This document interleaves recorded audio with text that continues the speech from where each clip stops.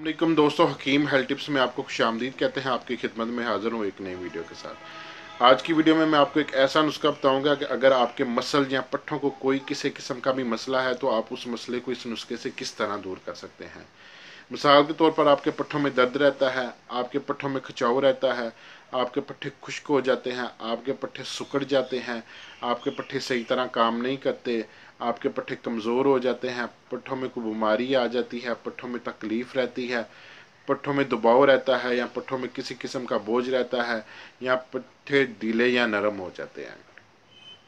अब पट्ठे कमज़ोर क्यों होते हैं? जब पट्ठों को ग़िज़ा मिलना बंद हो जाती है तो पट्ठे कमज़ोर होना शुरू हो जाते हैं, और जब कमज़ोर होते हैं तो इस तरह की ये सोकड़ापन की और इस तरह की बहुत सी बीमारियां पैदा होती हैं। पट्ठों को ग़िज़ा जो है खून के ज़रिए मिलती है। पट्ठों की नालियां जो है सिकुड़ जाती हैं या बंद हो जाती हैं, जिसकी वजह से पट्ठों में मसले मसाइल आते हैं। अगर पट्ठों की नालियां सिकुड़ जाएं या बंद हो जाएं तो पट्ठे को मतवातर जो है वो ग़िज़ा नहीं मिलती और पट्ठा जो है वो नशोनुमा नहीं पाता। इसकी मिसाल आप किस तरह से ले सकते हैं? जैसे एक दरख्त की कोई शाख जो है वो टूट जाती है, टूट कर वो शाख लटक जाती है। जब वो शाख सही होती है, वो हरी भरी होती है और वो तंदो तवाना होती है और उसके अंदर लचक भी होती है। लेकिन जब वो टूट जाती है तो आस्ता आस्ता वो जो है वो शाख सूखना शुरू हो जाती है और वो सूख कर वो सुकड़ जाती है। इसी तरह पट्ठे हैं। पट्ठे जब आपके सेहतमंद और तंदुरुस्त होते हैं तो वो उसमें लचक भी होती है, ठीक है, वो सेहतमंद भी होते हैं।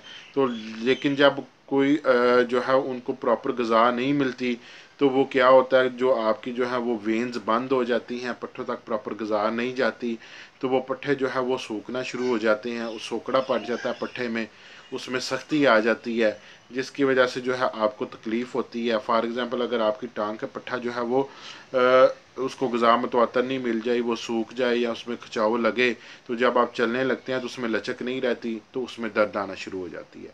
और दूसरी वजह ये होती है कि आपकी जो वेन्स हैं, वेन्स अगर खुदा ना खास्ता आपका एक्सीडेंट हो जाए या कोई इस तरह की वज़नी चीज़ आपके ऊपर गिर जाए तो आपकी वेन्स जो है वो बंद हो जाती हैं। बंद होने की वजह क्या होती है कि उसमें खून जो है वो जम जाता है, ठीक है। तो जब खून जम जाता है तो वेन्स बंद हो जाती हैं, तो फिर भी जो है ना वो दर्द पैदा होती है। इसकी मिसाल मैं आपको इस तरह से देता हूँ। जैसे ये मेरा हाथ है, ठीक है, अगर यहाँ पे दबाव आकर इस जगह पे ये वाली मेरी वेन्स बंद हो जाती हैं, तो अल्लाह ताला ने तो निज़ाम ये बनाया हुआ है कि खून की सर्कुलेशन आनी है और वो इस किनारे तक आनी है हाथ के, ठीक है, इस किनारे से होके फिर वो वापस जानी है। जब वहाँ यहाँ पे खून जमा हुआ है, वेन्स बंद हैं आपकी, ठीक है, तो वो खून प्रेशर के साथ आएगा। जब प्रेशर के आके इसके साथ टकराएगा, क्योंकि आगे जाने की खून की जगह नहीं है, तो यहाँ पे वो खून जमा हुआ है, वेन्स बंद है, तो आपको ऑटोमेटिक जो है वो पेन होगी। और जारी बात है, इस यहाँ पे खून जमा हुआ है, आगे खून नहीं जा रहा, इस हाथ को ग़िज़ा नहीं मिल रही, तो आस्ता आस्ता ये हाथ जो है वो इसके अंदर खिंचाव पैदा होना शुरू हो जाएगा और ये हाथ सूखना शुरू हो जाएगा, क्योंकि इसके अंदर ग़िज़ा नहीं जा रही, तो ये नशोनुमा नहीं पा रहा। दूसरी पट्ठों की ये वजह होती है। तीसरी सबसे बड़ी वजह ये है कि तीसरी वजह बताने से पहले मैं एक चीज़ बताऊँ। दर्द जो है ना, दर्द दर्द ये बज़ाहिर एक बीमारी नहीं है। दर्द एक अलामत है कि जिस्म के किसी हिस्से में कोई खराबी पैदा हुई है। जैसे मैंने अभी आपको मिसाल दी, अगर यहाँ पे मेरे यहाँ पे खून जम जाता है तो मेरा यह पूरा हाथ दर्द करेगा, ठीक है। तो दर्द करने से मुझे ये पता चलेगा कि मेरे इस हिस्से में कोई प्रॉब्लम है, मैं उसको खराबी को ठीक करूँ ताकि जो है ये दर्द से मेरी जान छूट जाए।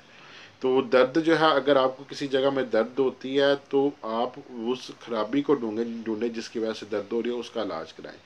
और तीसरी चीज़ ये है कि आजकल जो है हम लोगों ने जो एक ट्रेंड बना लिया हुआ है, ठीक है, कि वो ट्रेंड इस तरह से बना लिया हुआ है कि हम लोग कहते हैं जी मैं ये चीज़ खानी है, मैं ये चीज़ नहीं मैंने खानी। घर में फॉर एग्जांपल अगर काली तोरी पकी हुई है तो बहुत सारे लोग, या शिमला मिर्च पकी हुई है तो बहुत सारे लोग जो है वो आजकल के बच्चे कह देते हैं जी मैंने ये सालन नहीं खाना, आप मुझे कोई और चीज़ बना दे।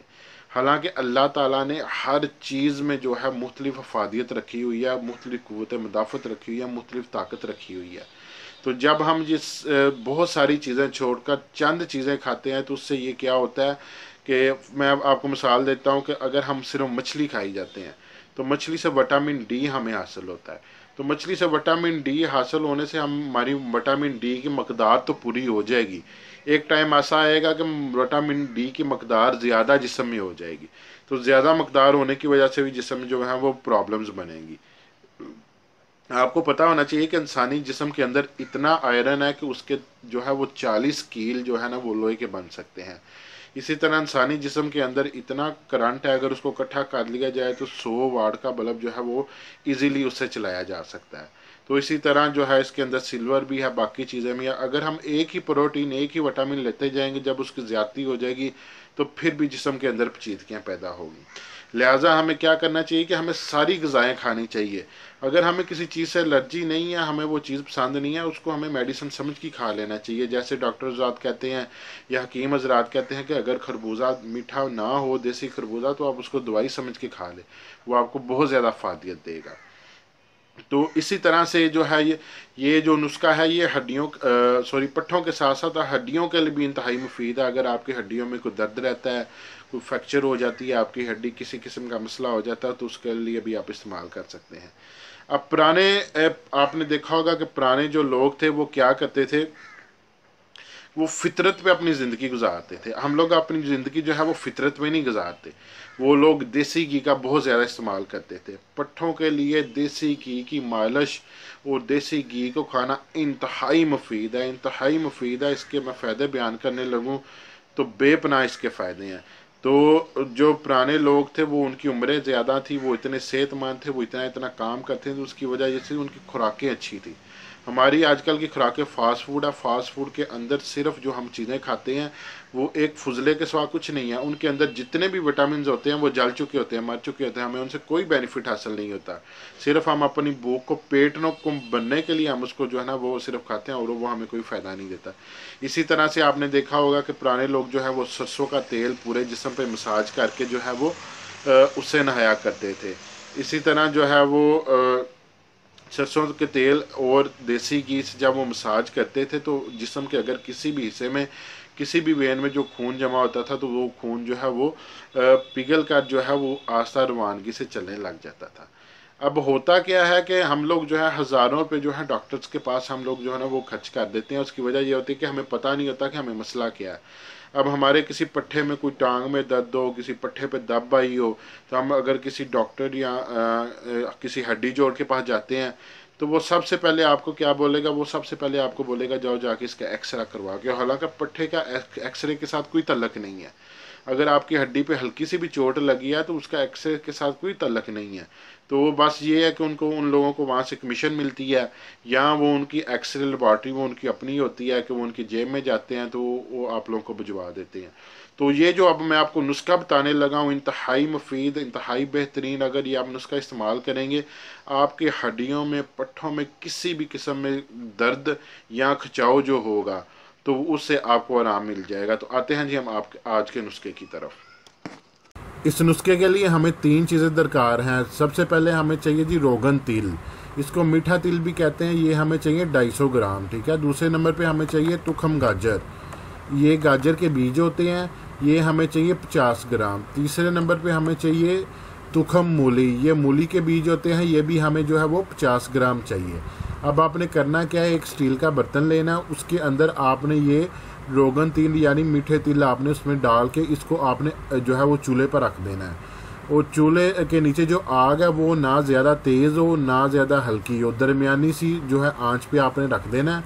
तो जब ये आपके तिल गरम हो जाएंगे तो फिर इसके अंदर आपने तुखम गाजर डाल देने हैं, ठीक है। ये गाजर के बीज इसके अंदर डाल देने हैं, फिर उसके बाद आपने तुखम मूली के बीज इसके अंदर डाल देने हैं। तो थोड़ी देर बाद जो है ये दोनों बीज जो है वो जलकर जो है वो एक राख की तरह यानी स्वाह की तरह बन जाएंगे। तो फिर आपने इसको नीचे उतार लेना है। नीचे उतार कर ये जो रोगनी तिल का वो निकला होगा, ऑयल निकला होगा, उसको आपने ठंडा कर लेना है। ठंडा करने के